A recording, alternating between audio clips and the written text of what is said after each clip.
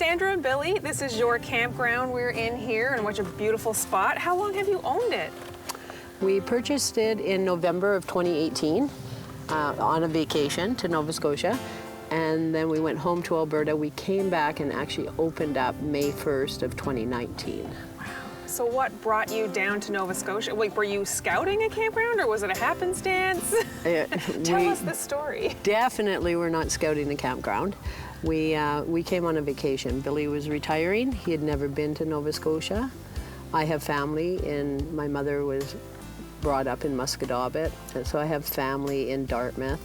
So I had been back and forth all my life visiting relatives, but Billy had never been here. So we flew into Toronto, rented a motorhome, and we took 6 weeks to just drive through. Oh, wow. We stumbled upon Fisherman's Cove to use as a dumping station. That was it. And on the way out, we noticed a for sale sign and called them up and put in an offer. Oh, wow. Can you tell I forgot these before?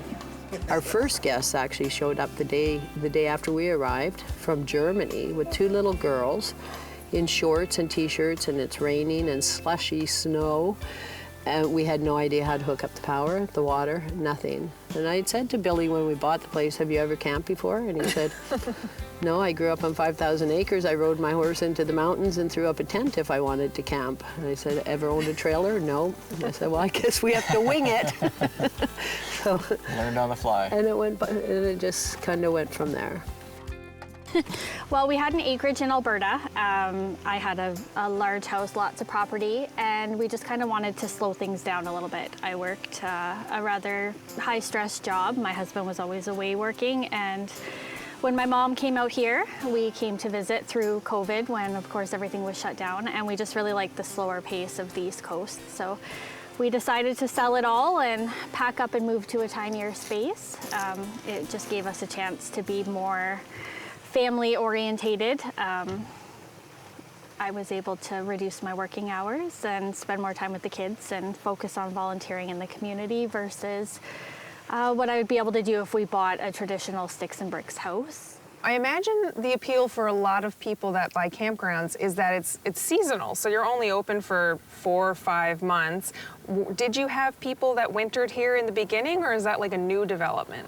That is totally new development within the last 2 years, actually. After COVID, and there was such an increase in the price of housing, an influx of people coming from all over Canada to Nova Scotia with a housing shortage.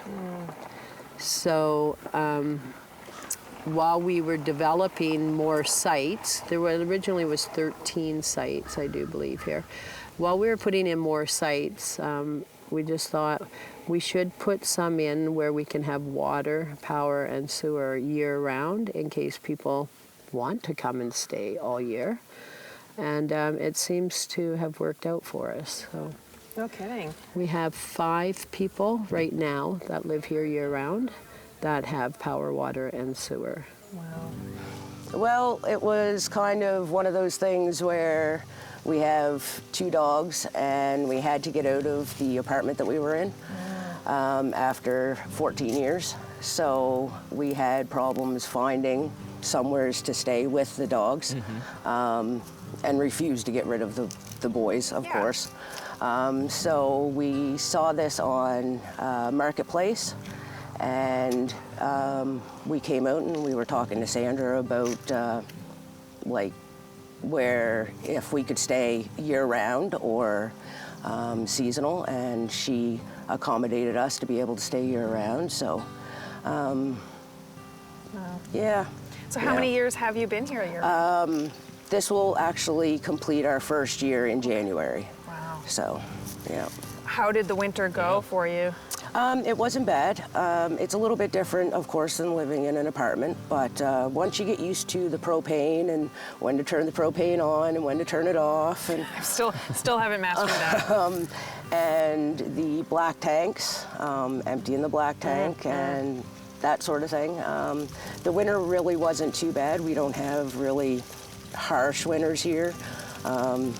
So as long as you got your skirting on, and I'd really recommend like a heated water line if you're gonna do the whole year-round thing. I think our pipes might have froze once through the winter, so that was pretty good. Was it a hard adjustment for the kids to go from like an acreage to a trailer? I thought it would be, and actually, funny enough, last winter, will be my 4th winter. I did 1 winter in Alberta because my acreage sold extremely fast. I wasn't prepared to move quite yet, so we did a winter in Alberta, and then we moved out here. So this will be my 4th winter. Last winter, I actually rented a house for 2 months, thinking that I would give my boys just a chance to have some of their own space through the harsher months. We actually left that rental space early and came home because they were missing just the setup that we have. Really? I have quite an age difference. I have a 9-year-old and a 15-year-old, so I thought, give them some space, but they chose to come back here. So I don't know now if I would choose to buy sticks and bricks again, or if I continue to live the trailer life, potentially looking at a piece of land or something just to have the outdoor space that I want, but inside-wise, they've adjusted really well. I have a loft version of the Keystone Retreat. I chose that one as I've got a couple kids that live with me and they wanted their own separate space. Was it hard to choose what you were going to live in for full time? It was. We debated long and hard over a bunkhouse or, I don't know what the word is, a toy hauler is what I was thinking, versus more of a park model, but we knew since we were going to be stationary that we wanted to kind of go with the park model route. Underneath is just built a little bit better for long-term. Your tanks are bigger. We were able to winterize it a little bit better underneath in terms of tank heaters and just the space that we needed to insulate, so. And were you new to camping when you got the trailer? Yes, we were complete newbies. So it was a learning experience, definitely. And I guess the thing that I miss the most about living in an apartment or a house would be a bathtub. Alicia can commiserate with Yes, absolutely. I love baths, and we do have a pretty good shower. I'm not sad about that, but man, do I miss having a bath. Yep, Oh. definitely. Well, we appreciate when we get to campgrounds that are open later in the season because sometimes, late October, it's still beautiful weather and you can't find a place to be. But for people who are actually living in a campground over winter, do the two of you have some kind of words of wisdom or warnings to people who want to attempt that for the first time?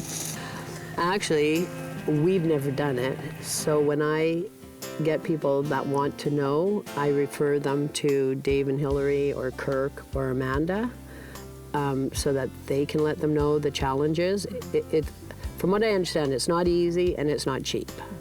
You have to skirt in your trailers or your RVs, heated tanks, like there's all kinds of things that I'm not aware of.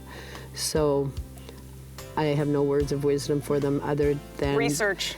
So much research. And hook them up with somebody that's actually done it. Yeah, that's going to be honest up front and say, oh yeah, sure, it's just great, because it's not. Well, and sometimes when you're getting into something new, you don't know what you don't know, and until you're in it, you realize real quick what you didn't know. Yeah. And the weather and Mother Nature can be really harsh. Yeah. To be trying to learn how not to freeze to death. In the middle of it, yeah. We were lucky that we found some things on YouTube of people who were trying different options, and basically anything we thought of doing, they'd already done it. And like, this didn't work for this reason, this didn't work for this reason, this didn't work. And we're like, okay. So we opted to buy some land and we built a garage, and that's where we winter. In the trailer in the garage for those bad months, because we had looked into it and it's like, man, like it's just not meant for this climate. Well, and lived experience in BC, seeing what people do with pipelining to try and save some money over the winter, it's pretty rough sometimes. So we actually had the same setup that you see here with the skirting. I had that in Alberta. Obviously, Alberta winters are significantly different. Yeah, I was like, when you said you spent your first winter there, I was like, in this? Yes, so I was in a year-round campground there. I had the same setup propane-wise with the larger tanks. This is actually the same skirting that I originally bought. We took it all down and brought it out here with us, so we've only paid for that once. Inside I do have an electric fireplace, which is pretty standard in most RVs. and I have had 0 issues. I have dual pane windows, and we purchased exterior tank heaters that just go underneath.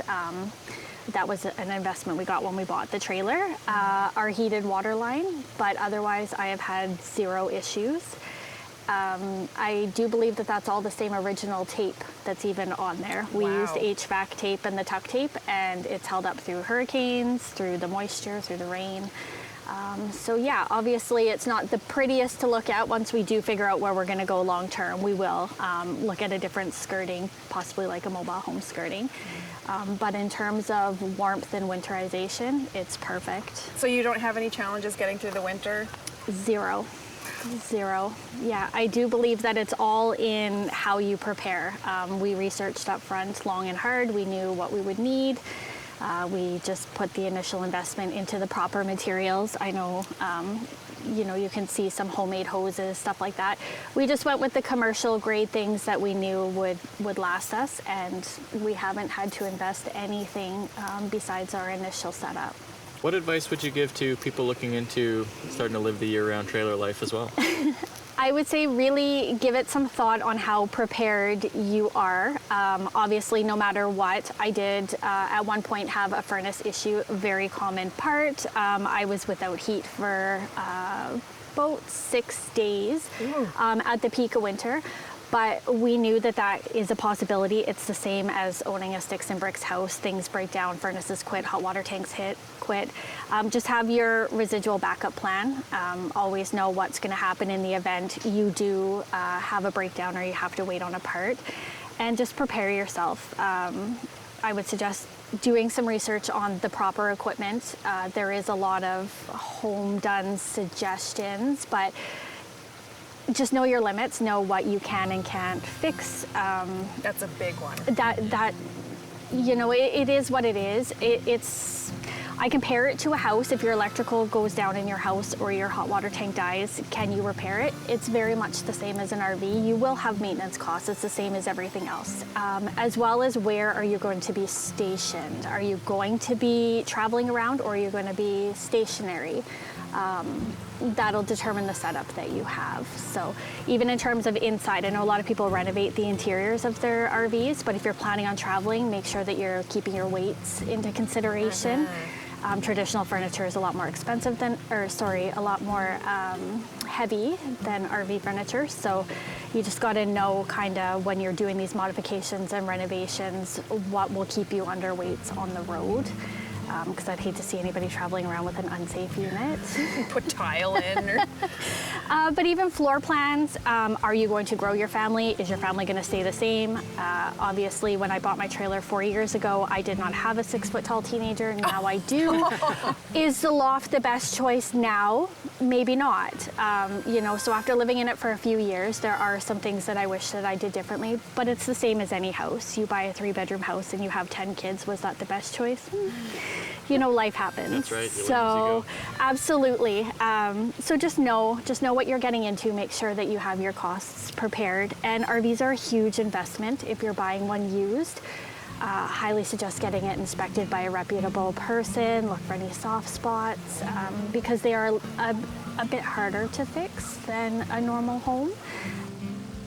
Do you think this is where you're going to stay living like this? Will you still look for apartments? No, we're going to stay here. We bought the trailer, first thing that I've owned. Oh, nice. So, yeah, I mean, once you get used to the whole living in smaller quarters, trying to get stuff to fit through the door, that's fun. Through the door, that's true. And once you get used to only having like 10-minute showers max, then you're pretty much set, and it just kind of falls into place.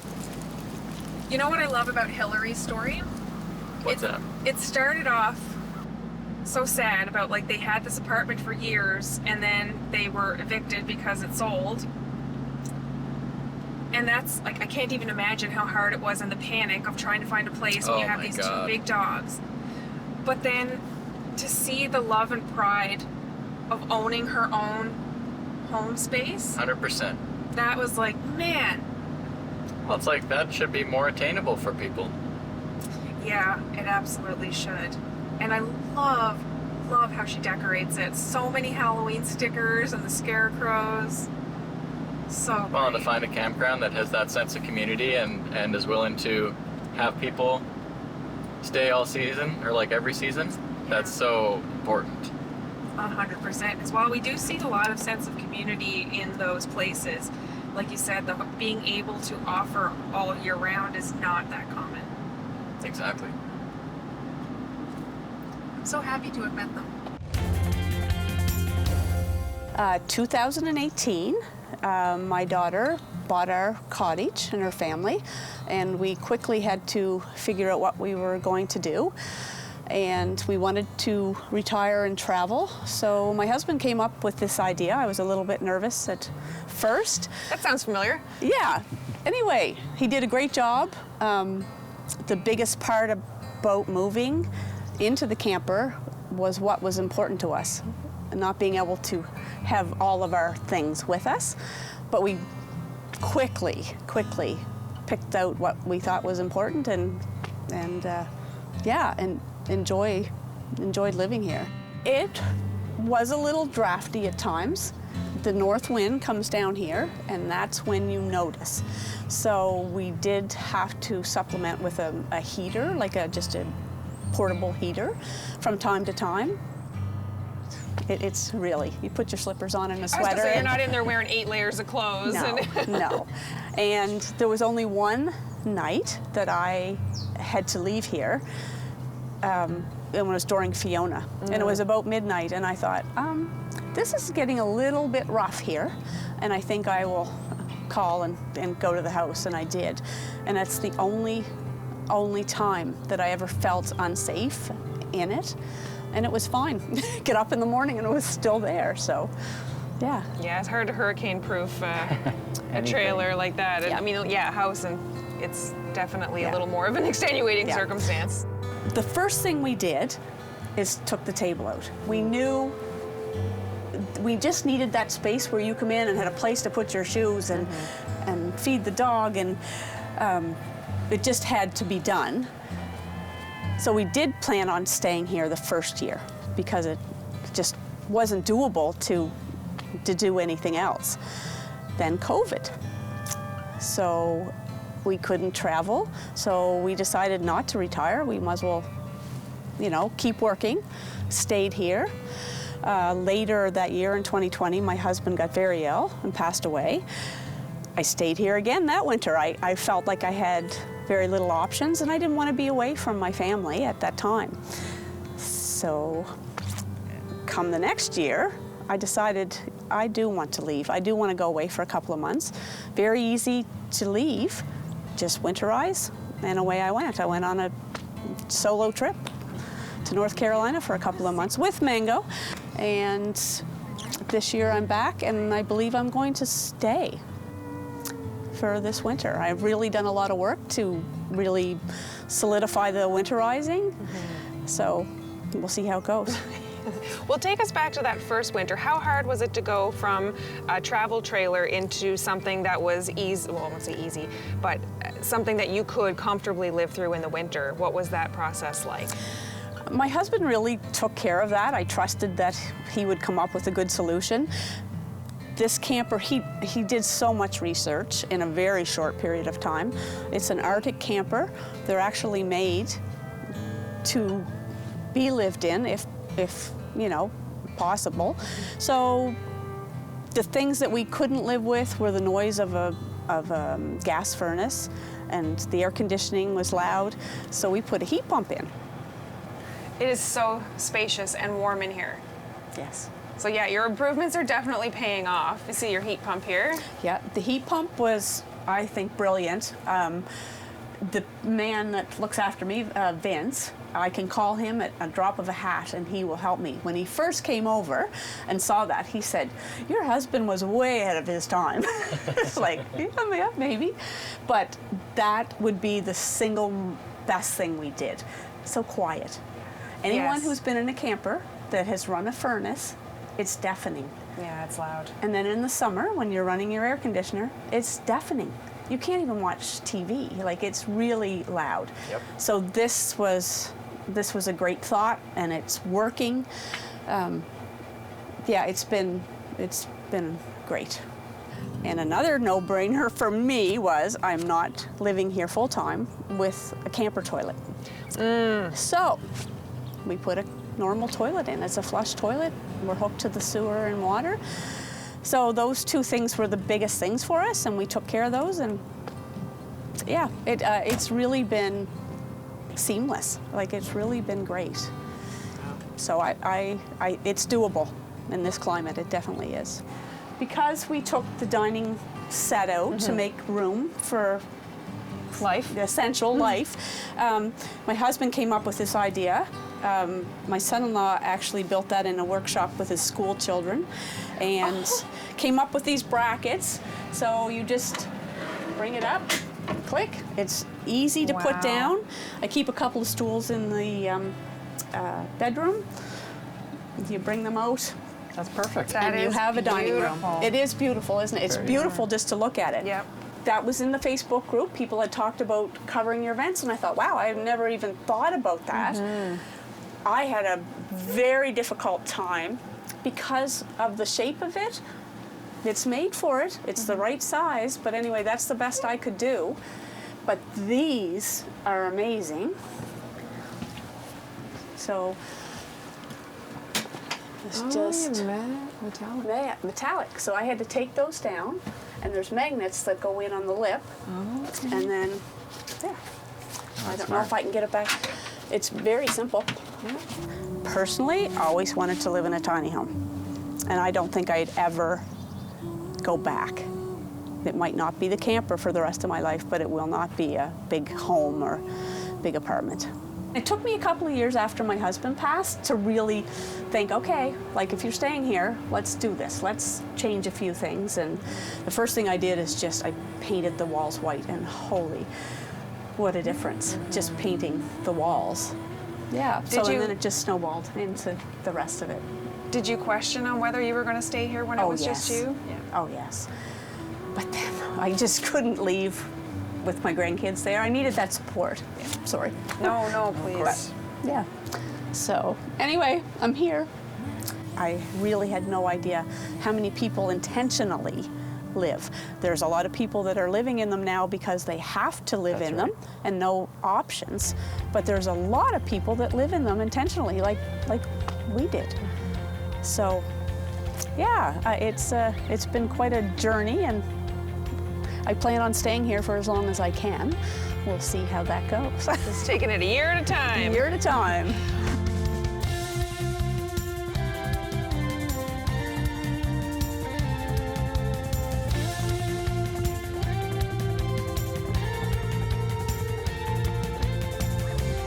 The tone you had with I was like, I think that might be camera Alicia right now.